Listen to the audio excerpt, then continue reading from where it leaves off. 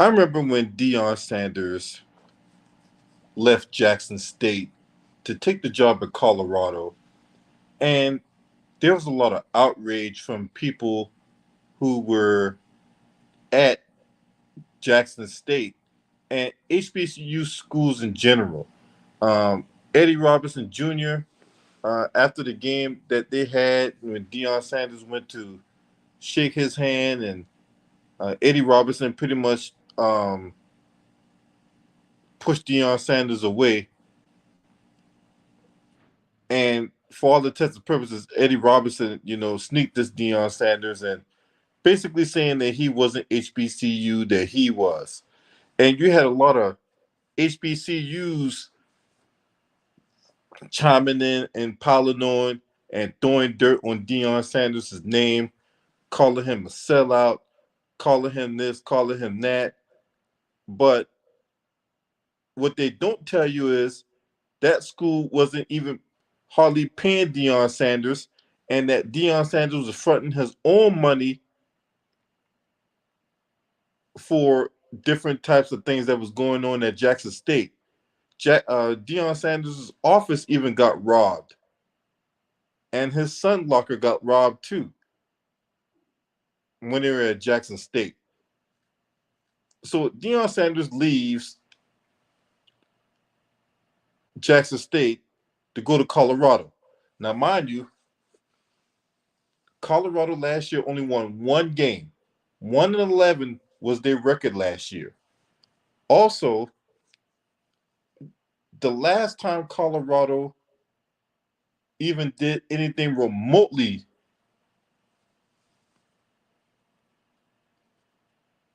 close to being good, you have to go all the way back to 1990. That was the last year that Colorado won the national championship. But over the last decade or so, that school has been horrific. They probably might have had like one good year of all those years within the last decade or so. So when Deion Sanders did the initial press conference, when he told everybody that we're coming and that you guys that played last year need to hit that portal, there was all this fake outrage. There was all these people that were so upset at Deion Sanders, calling him this, calling him that, coaches running their mouths about Deion Sanders, all this shit. When he told y'all it was coming, that people had to hit the transfer portal. Then you had the spring game. And you after the spring game, you had this massive turnaround of players. Unprecedented. Because people didn't fit his image, or people were looking to see other opportunities for themselves at other schools. And there was all this outrage, there was all these questions, there was all this disbelief that Deion Sanders can go out there and lead this team during his tenure in Colorado. So now we get to the day. We fast forward all that, we get to the day. September 2nd, 2023. After all the after all the months that Deion Sanders was telling people we're coming. Head coach Deion Sanders of the Colorado Buffaloes was telling people that we're coming.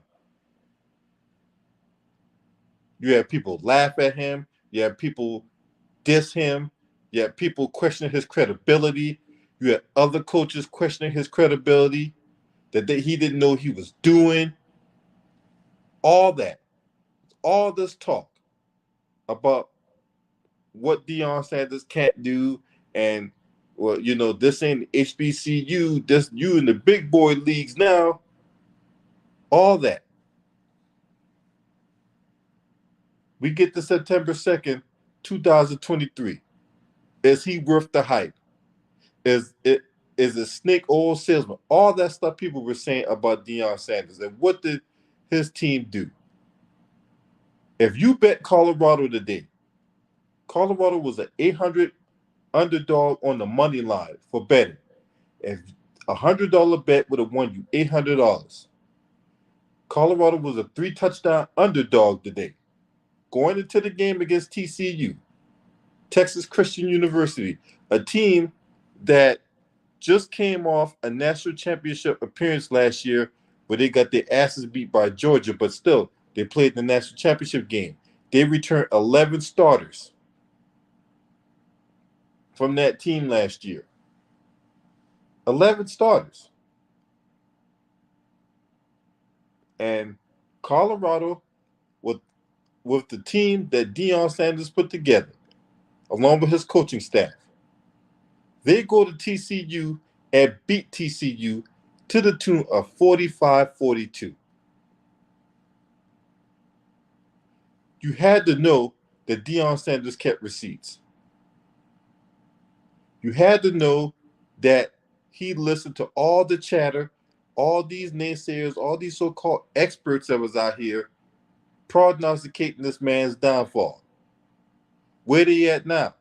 All you guys, all you clowns on social media that was running your mouth, throwing shit on Deion Sanders' name, don't start dick riding now. Don't start dick riding now. Because you clowns were the same people that was talking about how Deion Sanders ain't shit, how he is sellout for leaving the HBCU, this, that, and the third, all this bibbity bobbity boop, all this gobbledygook. And all you guys that didn't believe in Deion Sanders, didn't believe in the vision, didn't buy what he was selling, you guys got eggs on your faces right now, and I'm here for it. Don't start dick riding now. Don't start jumping on the bandwagon now. When he told y'all that they were coming, you should have listened then. See, the one thing people have a problem with is seeing things before it comes to vision. They have a problem with seeing past yesterday. It's like, I got to see it to believe it. No, you got to have sight beyond sight sometimes. Because see, when all the naysayers and the people who had all these questions, but the one person who never lost faith, the one person who never lost confidence on himself is Deion Sanders. That man has unshakable faith.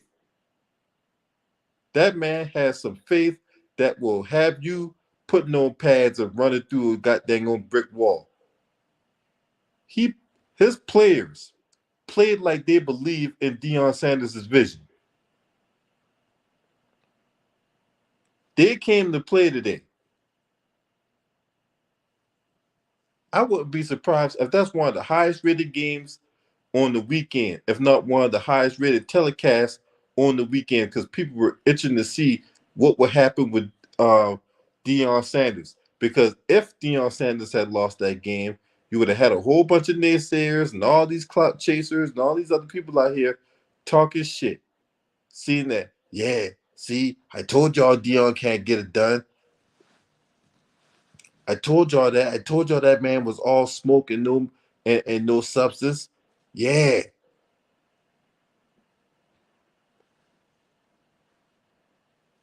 That man had more people at a spring game than they had combined at all their regular season games last year. And next week they get Nebraska in their home opener. And for those of you that grew up back in like the 80s and the 90s and what have you, that was a really heated rivalry. Nebraska and Colorado, that used to be one of the premier rivalries in college football back in the day. Now the programs have gone through a share of losing, so that rivalry somewhat kind of sort of lost its luster. But now with two upstart coaches, with Matt Rule coming back coming back to college after his failed stint in the NFL with the Carolina Panthers, and then you got Deion Sanders bringing this upstart, high-powered football team that a whole lot of naysayers and a lot of prognosticators that thought that Deion Sanders wasn't going to do shit, Now all of a sudden they ain't saying nothing. They quiet now. They're quiet as church mice.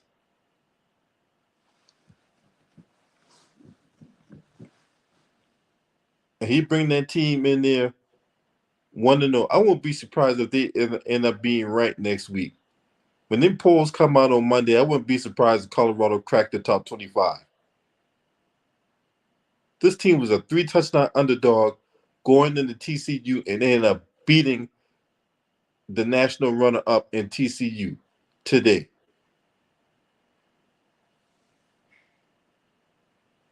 And truth be told, there are some parts in the game, even though Shakur Sanders threw for 510 yards and 4 touchdowns, and he was sensational today. But the turnovers really what kept TCU in the game. You had 2 turnovers, plus you had a guy almost ran back a kickoff. So them plays right there kept TCU in it.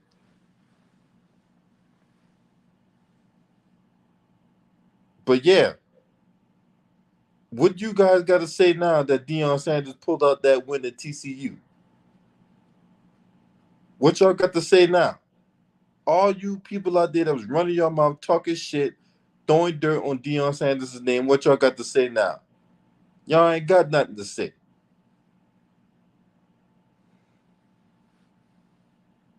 So, as far as I'm concerned, I'm here. I'm here to pull the receipts out on people that was throwing dirt on Deion Sanders' name. Like this guy.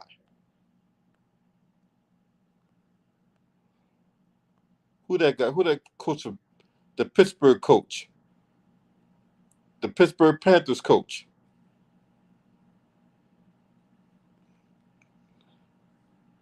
Right? Y'all remember this? Hold on. What's up? What's up, y'all? Y'all remember this, right? People were so outraged that Deion Sanders left for Colorado.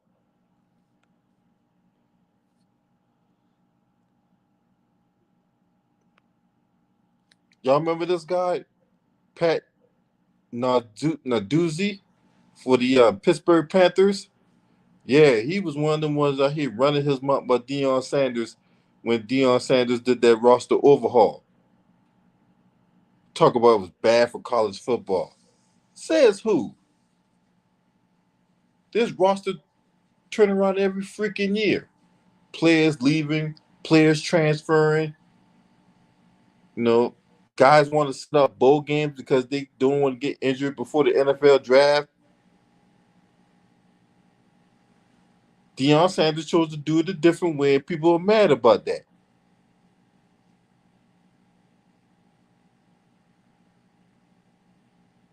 Now, I wonder what these people got to say. I wonder what these same people got to say now. Because, see, a smart, free black man pisses you off every time. Let's just keep this 100.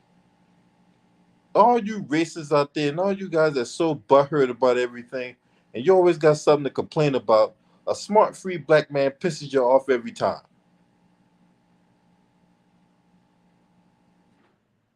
Now what? What happens if Colorado ends up in the national championship? What happens if Colorado ends up in the college football playoff? Huh? Because I'm going to tell you right now, they have a great shot of making the college football playoff. The Colorado Buffaloes have a great shot of making the college football playoff. Yes, you heard it here first. You haven't heard it on ESPN. You haven't heard it on anywhere else. They have a great shot of making the college football playoff. Now, all you naysayers and all you doubters and all you people out there that got questions about everything, what y'all gonna say then? If this man makes a college football playoff, what y'all gonna say? Y'all gonna really start dick riding now? Because half of y'all ain't gonna have enough class to admit y'all were wrong. See, that's the thing that really pissed me off about a lot of people. They'll sit up here and clown somebody all day long till the cows come home. They'll sit up here and dirt on somebody's name till the cows come home, but won't even have enough class to admit when they were wrong.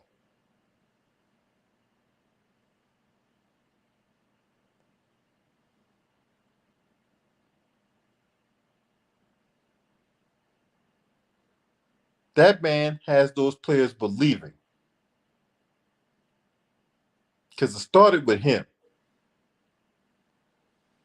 And it took for other people to buy into the vision that Deion Sanders had. He had them believing when other people didn't believe in them. Now look at them. They went out there and won that game today. His son went out there and played a sensational game. Threw for a school record 510 yards. Mm-mm-mm. All you guys out there hating on Deion Sanders, y'all have to eat the cake. Y'all have to eat the cake on this one. And I'm here for it.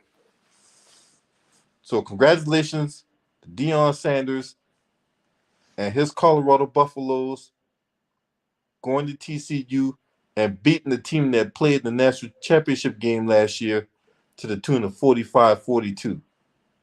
Now, do they have some things to clean up? Yes, on defense and in special teams. But that will come with time. That's the first game, and they have some things to clean up on the defensive end. They run defense looks suspect. They have to clean that up. They're gonna have to clean that up. Because if a team has an effective run game, then that opens up the pass because now safeties are gonna have to decide whether to commit to the run. And if they commit to the run, then things get wide open in the passing game, and you don't want that. So it's up to them guys up front to really control the line of scrimmage, and that's going to come with time. That's going to come with time. But he has them in the right direction. This man they're already matched their win total from last year.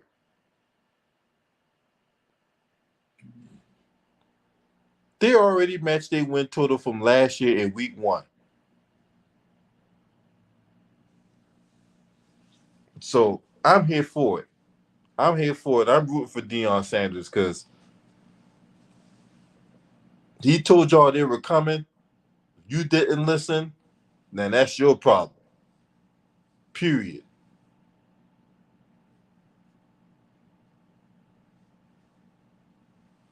Now, if you're not subscribing to this channel, make sure you hit the subscribe button, hit the like button, share these videos on your social media platforms. Once again, congratulations on order to head coach Deion Sanders at the University of Colorado for beating the national runner-up last year in TCU. Shouts out to the Lions Den basketball community. I thank everybody for tuning in. If you want to donate to the Cash App, there's my Cash App. There's my PayPal. Any and all donation are accepted and appreciated. Much love to everybody. This your man. Scream at me. Hurt.